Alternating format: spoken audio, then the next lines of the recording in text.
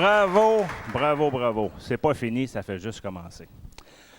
Je reçois Mario Forêt, directeur fondateur du festival. Bonjour, Mario. Bonjour, mon cher ami. Comment ça va? Merci beaucoup d'être là, d'avoir accepté notre invitation. C'est tout un plaisir d'être ici. Mario, d'où vient l'idée de créer le festival Lanaudière, Mémoire et Racines? Comment ça a parti, cette idée-là? L'idée est partie, c'est né un peu dans la tête de plein de musiciens qui ont eu le bonheur, au début des années 80, d'aller dans des festivals folk, des folk festivals au Canada, en Ontario, aux États-Unis, parfois même en Europe. Mais surtout le format des festivals qu'on pouvait voir ici au Canada puis aux États-Unis. Et cette idée-là a continué à germer dans la tête du monde. Puis on a déjà essayé de faire de quoi en 84, mais on n'était pas prêts. Ce qui fait que vers 93, moi, je suis revenu vivre dans la région de Lanaudière, à Joliette. Puis j'ai commencé à aller faire le tour des amis que je connaissais, tous les amis musiciens, musiciennes, danseurs. On sait que tu en connais beaucoup. Je fais partie un peu de la même famille, c'est ça, d'une certaine façon. On sait que tu étais un des membres fondateurs de la bottine souriante. Oui, c'est ça. On connaît l'ampleur de ce groupe qu'elle a pris. Là. Et c'est ça, j'ai pris le pouls, j'ai parlé avec tout le monde, puis tout le monde disait oui, on veut le faire, on est prêt.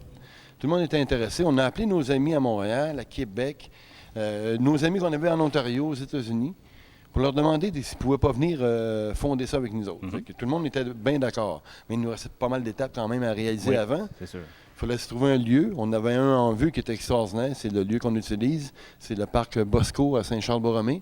Place vraiment extraordinaire. Oui, sur le bord d'une rivière. C'est magnifique. C'est un très bon endroit pour ça. Donc, on a approché la municipalité avec un projet le plus concret possible. Puis, ça a pris 2 semaines qu'ils ont accepté notre projet. Ça rendait toutes les choses possibles. On avait un lieu, on avait des artistes, on avait même des techniciens qui étaient prêts à venir nous donner un coup de main en partant. Là, on a fait la fondation. Au lieu de se garrocher aussi à le faire rapidement, à l'été qui s'en venait, on était un peu serré. On s'est dit, on va prendre notre temps. On a créé la corporation Lanaudière Mémoire et Racines.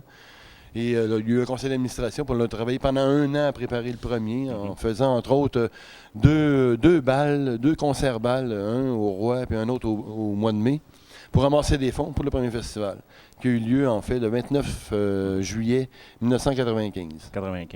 On s'arrête là-dessus pour le moment. On va revenir à la suite de l'entrevue tantôt. On continue en musique. On retourne à Éric pour nous présenter la suite. OK, on va continuer avec une chanson qui vient de Saint-Côme, qui est mon village natal. Puis il y a beaucoup de chanteurs traditionnels dans ce petit village-là. C'est par hasard comme ça. Puis celle-là, je l'ai appris de mon grand-père. Le titre, ça s'appelle « Vaut bien mieux ». Puis gênez-vous pas pour répondre avec nous autres, c'est fait pour ça.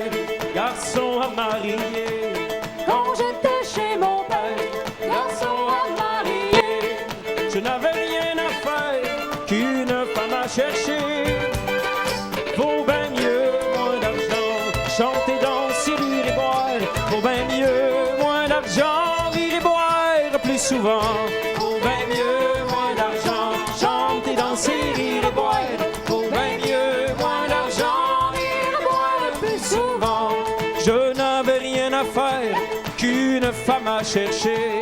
Je n'avais rien à faire qu'une femme à chercher. À présent j'en ai une qui me fait enrager. Oh, vaut bien mieux moins d'argent, chanter, danser, rire et boire. Vaut bien mieux moins d'argent, rire et boire plus souvent. Vaut bien mieux moins d'argent, chanter, danser, rire et boire. Vaut bien mieux moins d'argent, rire et boire plus souvent. À présent j'en ai une qui me fait enrager. À présent j'en ai une qui me fait enrager. Elle m'envoie à l'ouvrage sans boire et sans manger.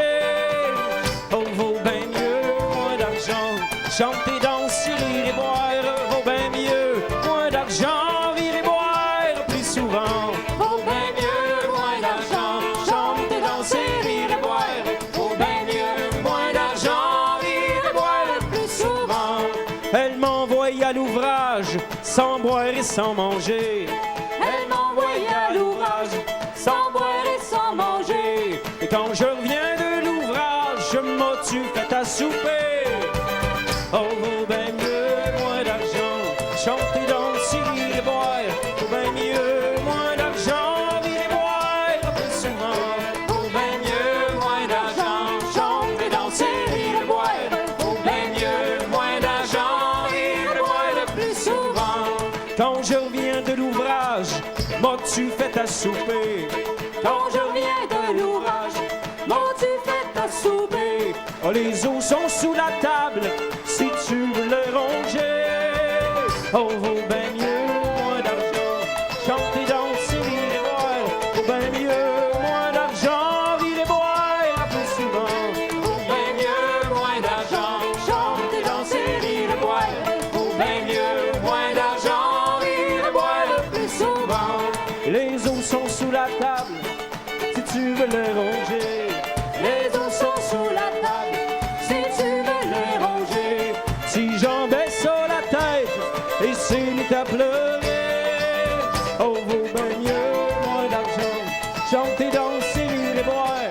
Bien mieux, moins d'argent, rire et boire plus souvent. Vaut bien mieux, moins d'argent, chanter, danser, rire et boire. Vaut bien mieux, moins d'argent, rire et boire le plus souvent.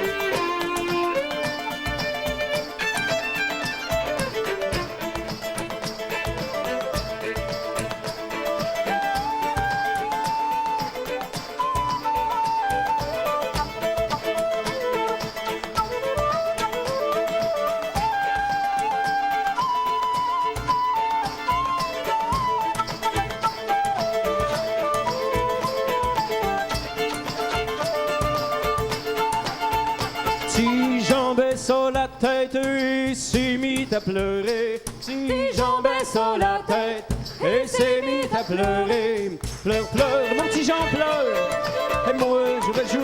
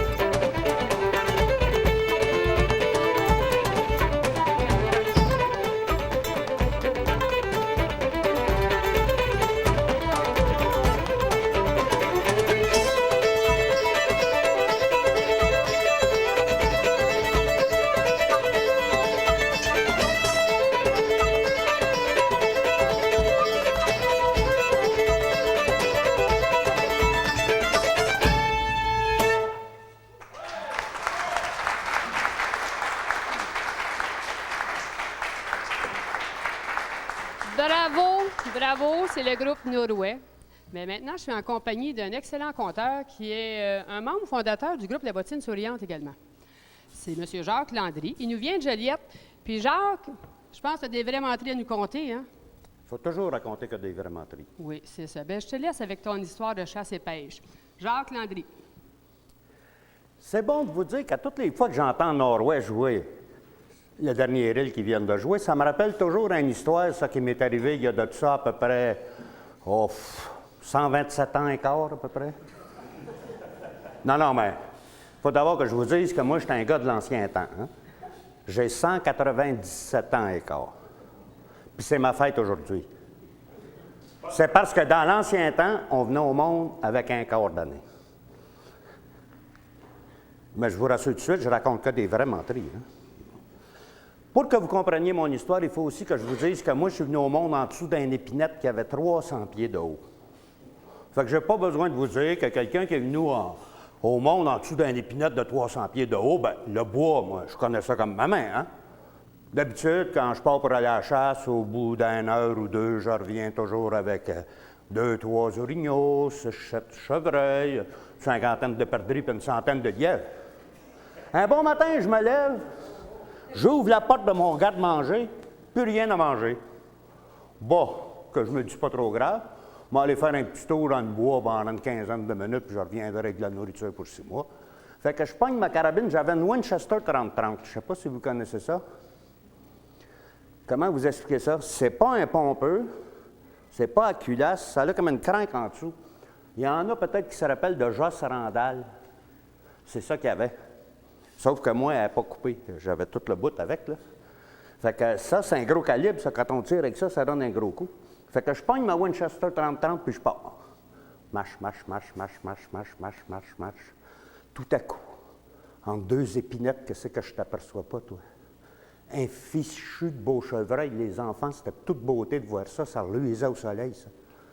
Lentement, sans faire de bruit. J'épaule ma carabine, puis